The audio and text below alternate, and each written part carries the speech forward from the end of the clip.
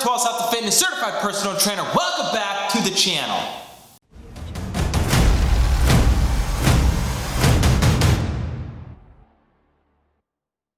I hope you are having a wonderful and fantastic day. Now, before we get into today's video, I have a few things to ask of you, and that is to follow me on social media, keep up to date on everything, and subscribe for more content. Hit that bell and give it a thumbs up. It would be greatly appreciated. Now that that's out of the way, let's dive straight into our video.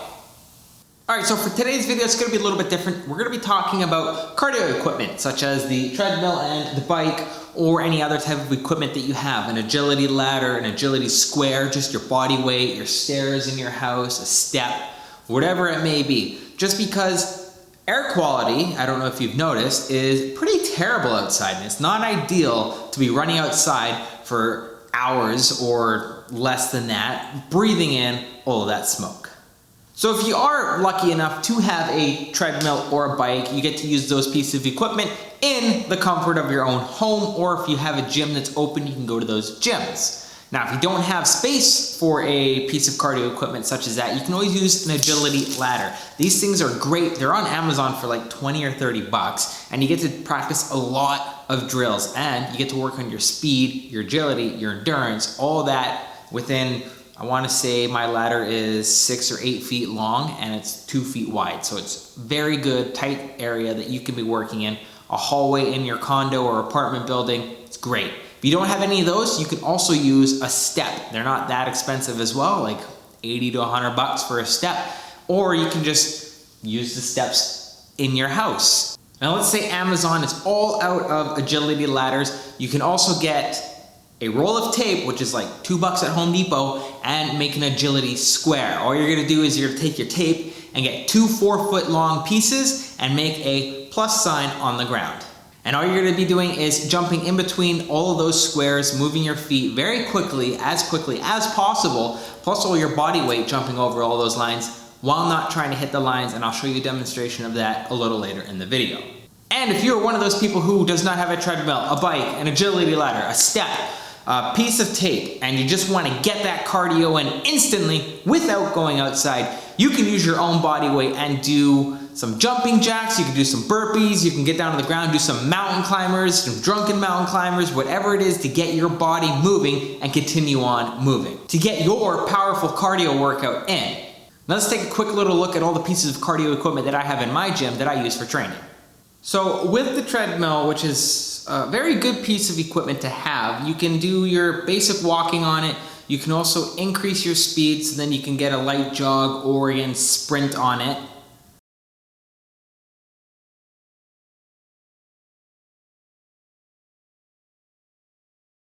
Most treadmills also have an option to increase the incline on it. And of course, there's the emergency stop, so make sure you always clip that on you just in case you fall off the back end of it. The treadmill will stop. Now, the beautiful thing about treadmills is the fact that you can get a full running workout in from the comfort of your own home. And a lot of the treadmills out there have already custom pre-built workouts in it. So mine has incline, mine has a endurance style, a high intensity style, and I believe there's one more for fat burn or something like that. I also have custom settings on my treadmill as well for, I want to burn 400 calories. I hit that, it's going to give me a program for 400 calories, and it goes all the way up to, I think, 1100 calories, which is a lot of running if you ask me. And there is also time settings on there as well, so I can just hit 15 minutes or 25 minutes or whatever it is, and it's going to give me a workout for that time. Now, I haven't played around a lot with it, but there are custom settings that I can do on this treadmill where I can put, I want to do 25-minute workout and burn 350 calories. And then it will spit a workout for me and I just start running, and hopefully it doesn't kill me. Now, some of the benefits of using a treadmill is, of course, going to be that it is a lot easier than running outside. And the reason for that is because the belt is going to cushion your impact, so you're not really going to end up with a lot of shin splints if you do get shin splints, because concrete is very hard and that belt on the treadmill is very soft. Not only that, concrete is a resistance. You have to push your body to go forward while you are running or walking. On a treadmill, the belt pushes you, so it makes it a lot easier. And that's one of the cons of a treadmill as well, is if you're gonna be doing any type of long distance running or training for a marathon, triathlon, whatever it may be, I recommend doing it in the natural environment outside, just so then you know exactly what that feels like, because you can do your 5K run on a treadmill and get it within your time limit. However, once you've incorporated that run to the outside natural world, you're gonna have a lot harder of a time completing that run in that amount of time. And that is because outside is a lot harder. Like I said, the belt pushes you on a treadmill. Outside, you have to push yourself. That's pretty much it for the treadmill. And now let's take a look at the bike. Mine is a recumbent style bike, and it is actually fairly easy to use. The seat does move back and forth, and all I have on mine is the same thing as the treadmill. I can set certain intensity workouts or fat burning workouts or calorie burning workouts.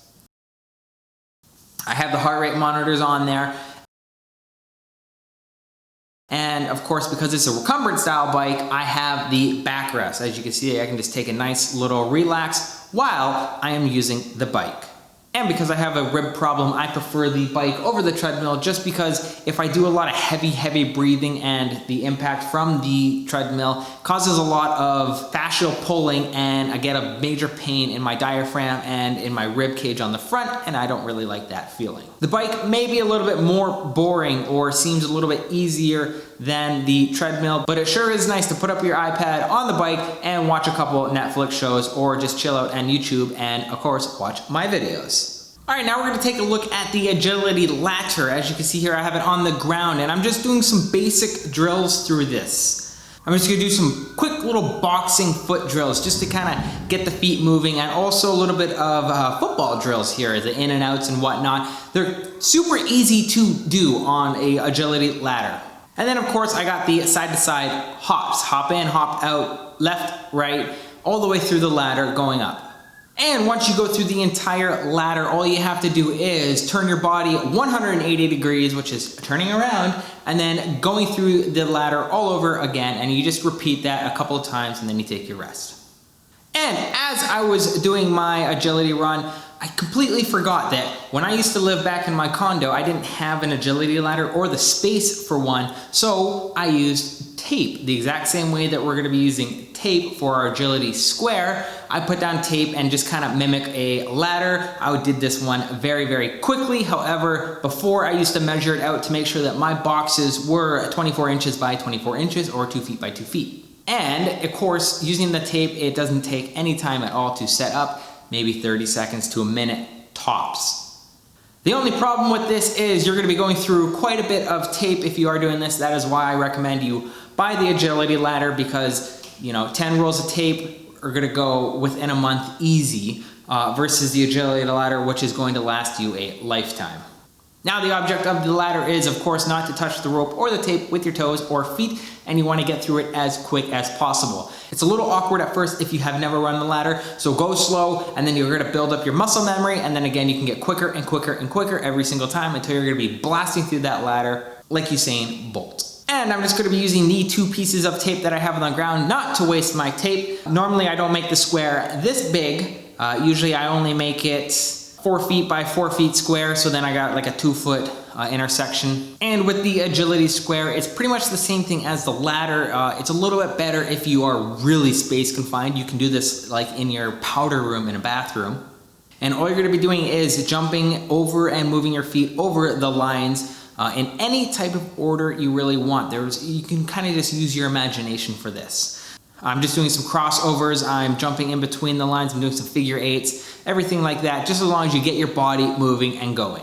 And you want to start off slow, just like we did with the agility ladder if you've never done it, just to kind of build up that muscle memory, and then progressively get quicker and quicker every single time you do it. There really is no right or wrong with this. Well, there is a little bit of a wrong. We are trying our hardest to avoid the tape lines or the rope lines, whichever you have put on the ground. And the good thing about doing it with the tape on the ground is you can actually pretty much do this anywhere you want. You just need a roll of tape. Or even if you don't have a roll of tape and you're at the beach or you're out in the forest or something like that, you can easily draw a line on the ground with some sticks or twigs, draw it right into the dirt if you want. And the objective is, of course, not to hit that line with your feet. So you always got to make sure that you're picking up your feet. And of course, you want to move as quickly as possible so you can make sure that you get your heart rate going. Now, if none of that equipment has fancied you or you don't want any of that and you just strictly want to use your body weight or calisthenics or anything like that, you can use your body weight, of course. You can do jumping jacks, and again, you want to do this for as long as possible. Make sure you just keep your heart rate going.